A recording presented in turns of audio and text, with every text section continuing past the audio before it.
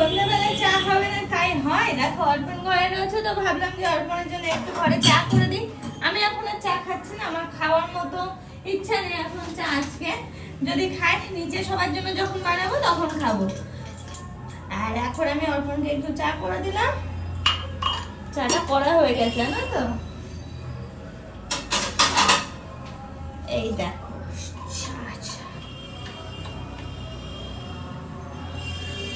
সুন্দর লিকার চা, একটু আদা গোলমরিচ দিয়ে আজকে বানিয়ে দিলাম। এই দেখো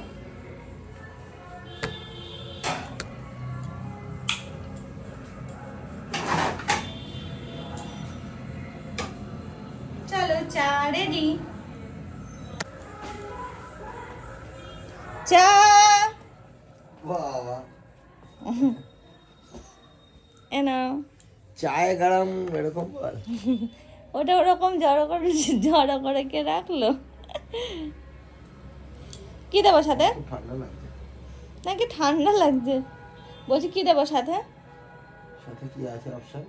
মুড়ি আর ওই মারি বিস্কুট। এখন সন্ধ্যাবেলায় আমি আবার আসলাম রান্নাঘরে, তার কারণ হলো আমি না আজকে একটু রান্না করব। রান্নাটা হচ্ছে ভাবলাম একটু ঘুগনি করব, তার জন্য আমি কালকে মটর ভিজিয়ে রেখেছিলাম, আজকে একটু ঘুগনি করব বলে। তো ভালোই হলো, এই নতুন প্রেসার কুকারটাতে আমি এখন ঘুগনি বানাবো। আর এরকম প্রেসার কুকারটা আমি একদমই নতুন নিয়েছি, আর এত হার্ডি না, আমার তো খুব পছন্দ হচ্ছে। যাই হোক হবে। দেখো কি সুন্দর না, এই লিডের প্রেসার কুকার আমার অনেকদিন থেকে ইচ্ছা ছিল। তারপরে আবার দুজনের মতো ছোট্ট একটা নিয়ে নিলাম, ওই 2-3 লিটারের আর কি, 3 লিটারের প্রেসার কুকার।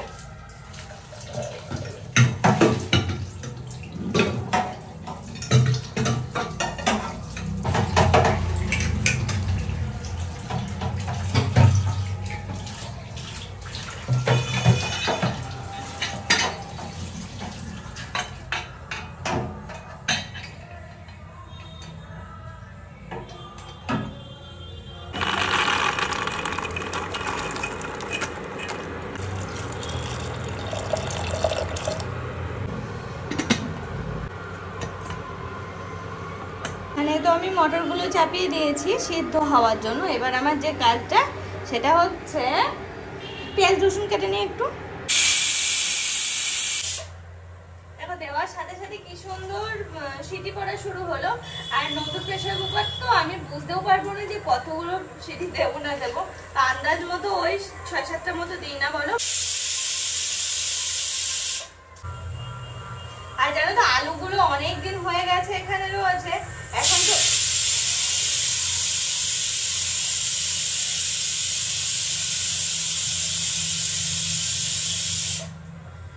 তো উপরে আর এত রান্না করা হয় না, আলুগুলো রয়েছে, আলুগুলো নরম নরম হয়ে গেছে, নষ্ট হয়নি, নরম নরম হয়ে গেছে।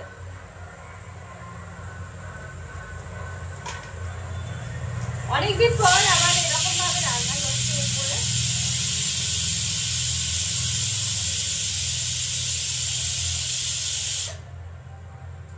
কি বলতো, এখন বাড়িতে যাই রান্না হচ্ছে না কেন, আমি আমার আর অর্পণের জন্য, কারণ মা এই মাসে পুরো নিরামিষ খাচ্ছে, প্লাস বাবা খাচ্ছে না, বাবার ওই অবস্থা। তো সামনে যতটা না করা যায়, বাবা সামনে রেখে খাওয়াও যাবে না, তো সেই জন্য আর কি একটু উপরেই রান্না করে নিলাম এখন ঘুগনিটা। বাবা আবার এই সমস্ত জিনিস ভালো পছন্দ করে, কিন্তু কি করবো।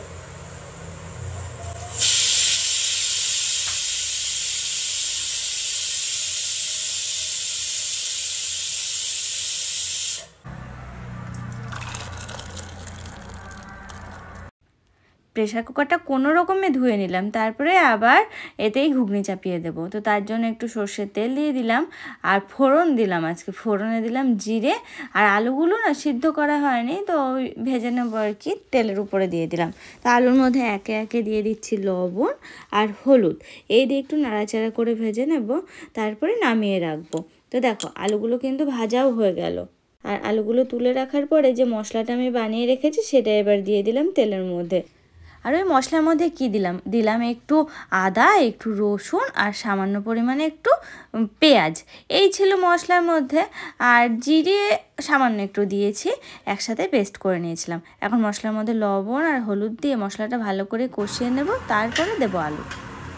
দেখো মাজার ভয়ে আর প্রেসার কুকারটা মাজা খুব ইজি, মানে এটা আর কি, কিন্তু মাজার ভয়ে আমি একটাতেই সেরে ফেলছি।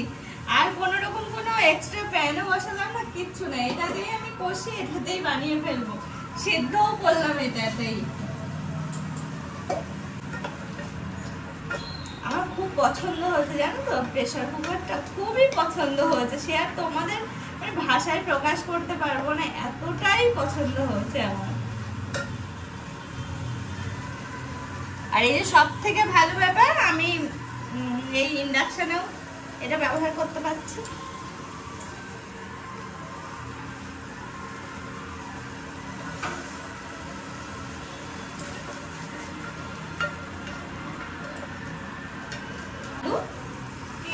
আলুগুলো কষাতে থাকি। আলুটা না মটরের সাথে সিদ্ধ চাপিয়ে দিলেও হতো, তখন কাটা হয়েছিল না আর দেওয়াও হয়নি।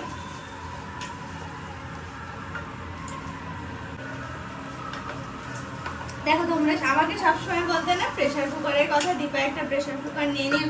দেখো আমার যেটা রাইস কুকার রয়েছে ওটা শুধুমাত্র রাইস কুকার না, ওটা pressure cooker, rice cooker, idli maker, তারপরে দাঁড়াও বলছি ডাল, চানা, সাম্বার, তারপরে পোঙ্গল, নানান কিছু, এই তারপরে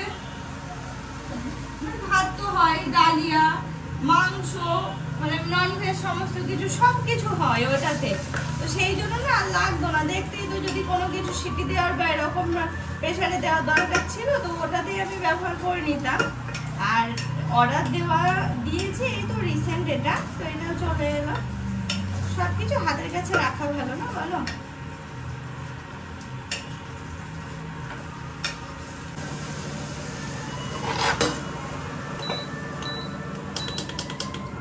একটু জল গরম লাগবে। মশলার সাথে আলুটা কিন্তু খুব ভালো করে কষানো হয়ে গেছে। এখন আবার একটু নাড়াচাড়া করে নেব, আর মটর সিদ্ধ করে রাখা মটরগুলো এর মধ্যে দিয়ে দিচ্ছি। মটরগুলো না খুব সুন্দর সিদ্ধ হয়েছে, এদিকে কিন্তু গোটা গোটাও আছে, দারুণ সিদ্ধ হয়েছে। তো যাই হোক, এখন এর মধ্যে মনে হচ্ছে যেন একটু জল দিতে লাগবে, তো জল দেওয়ার আগে একটু টমেটো দিয়ে দিলাম, কারণ টমেটোটা দিতেই ভুলে গেছি, কেটে রেখেছি, দিতে ভুলে গেছি। দিয়ে নাড়াচাড়া করে একটু গরম জল করে রেখেছিলাম না, সেটাই দিয়ে দিলাম। এর মধ্যে একটু মশলা অ্যাড করবো, একটু মিট মশলা দেবো, একটু গরম মশলা দেবো। আর দেখো হলুদের পরিমাণটা মনে হয়েছিল একটু কম হয়েছে, তাই দিয়ে দিলাম। দেখো রান্নাটা না অলমোস্ট হয়ে গেছে, এখন আমি ফোটাতে দিয়েছি, মানে মশলাটা কষিয়ে আলুর সাথে কষিয়ে জল দিয়ে দিয়েছি, ঝোল দিয়ে দিয়েছি, মটর দেওয়া হয়ে গেছে, এগুলো এখন সব ফুটতে দিয়েছি। দেখি মটর এমনিতে সিদ্ধ হয়ে গেছে, তবে গোটা গোটা আছে, যদি মনে হয় না হয় আর দু একটা সিটি দিয়ে নেব। সিদ্ধ হয়ে গেছে, সুন্দর সিদ্ধ হয়েছে। আমি টমেটোটা না ওই মশলার সাথে দিতে ভুলে গেছিলাম মশলা কষানোর সময়, তো এই পরে দিয়ে দিলাম, জানি না টেস্ট কেমন আসবে। তার সাথে মশলা যেগুলো গরম মশলা গুঁড়ো ব্যবহার করেছি, মিট মশলা, এই সমস্ত কিছু ব্যবহার করলাম। হাতের কাছে যে সমস্ত বাসনগুলো হলো সেগুলো না হয় মেজে ফেলি। এটা আমাদের সন্ধ্যাবেলা বলতে পারো একদিক থেকে টিফিন। মধু কাকু আসবে, মধু কাকু আমার আর অর্পণা তিনজনা, কারণ বাবাকে দেওয়া হবে না, এখন হলুদ দেওয়া আছে, তা বাদেও তেল মশলা রয়েছে, আর মা তো নিরামিষ, তো আর কেউ বাকি থাকলো না, থাকলাম আমরা তিনজন। তো তিনজনের জন্য এই যে হয় না অনেকটা। ঘুগনি বানানো তো হয়ে গেছে, তারপরে মনে হলো না শুধু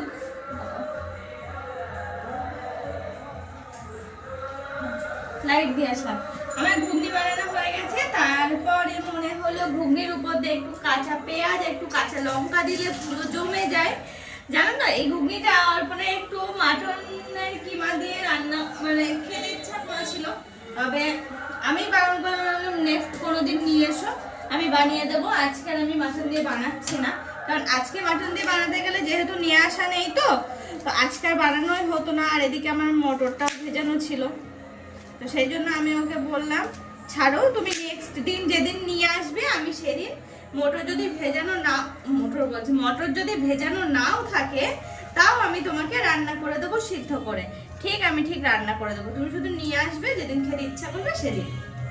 পেঁয়াজটা কুচি করে নেবো, আর পেঁয়াজটা এই ঘুগনির উপর একটু চৌকো চৌকো মোটা মোটা করে কেটে নিলে বেশি ভালো লাগে না বলো?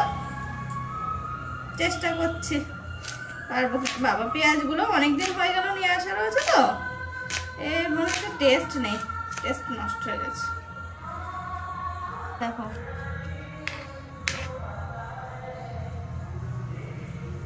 এরকম আর কি হবে পেঁয়াজগুলো।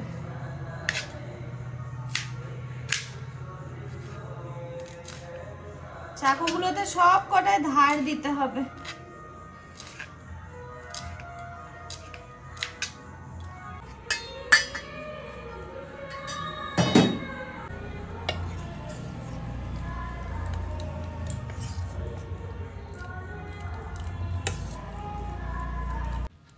কি দেখে কি মনে হচ্ছে ঘুগনিটা ঠিক কেমন হতে পারে? আমি তো দু একটা মটর মুখে দিয়ে দেখলাম, তো আমার তো বেশ ভালো লাগলো। আর দেখো এর উপর দিয়ে এখন দিয়ে দিচ্ছি পেঁয়াজ আর একটু কাঁচা লঙ্কা, যেগুলো কেটে রাখলাম সেগুলো দিয়ে দিলাম, আর সামান্য একটু বিট নুন ছড়িয়ে দিলাম, এটা জাস্ট ফ্লেভারের জন্য।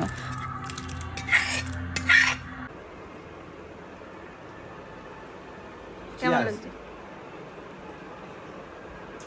ঠিকঠাক সেদ্ধ হচ্ছে? পারফেক্ট।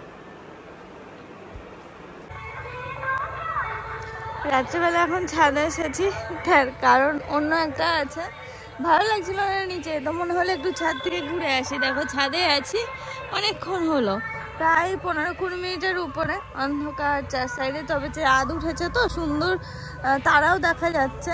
এমনি চাঁদের আলো মানে জ্যোৎস্না হয়ে আছে, ফ্ল্যাশ জ্বালিয়েছি বলে হয়তো বুঝতে পারছো না, হালকা আলো আছে। তাছাড়া আশেপাশে বাড়ির দেখো সবার বাড়িতে লাইট জ্বলছে, সেই সব লাইটের আলোটাও আসছে। আমাদের রাত্রে খাবার দাবার রেডি হয়ে গেছে, তো বাবাকে খেতেও দিয়ে দিলাম।